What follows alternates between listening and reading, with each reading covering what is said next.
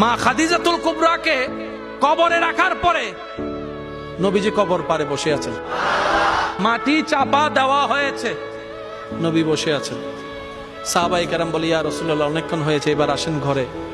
নবী বলছেন, ও আমার সাহাবা, যিনি শুয়ে আছেন উনি আমার দুঃখের দিনের বন্ধু, আমার অসহায় সময়ের মধ্যে উনি সহায় হয়ে পাশে দাঁড়িয়েছেন। সবাই যখন আমার উপর আঘাত করছে, এই আঘাতের রক্তটা উনি মুছিয়ে দিয়েছেন, উনি আমার জন্য একটা শক্তি হয়ে দাঁড়িয়েছেন। আমার খাদিজা, আমার স্ত্রী, তোমাদের উম্মাহাতুল মুমিনিন। ইয়া রাসূলুল্লাহ, একটু ঘরে আসেন। নবী বললেন, একটু পরেই ওনার কবরে ফেরেশতা আসবে প্রশ্ন করার জন্য।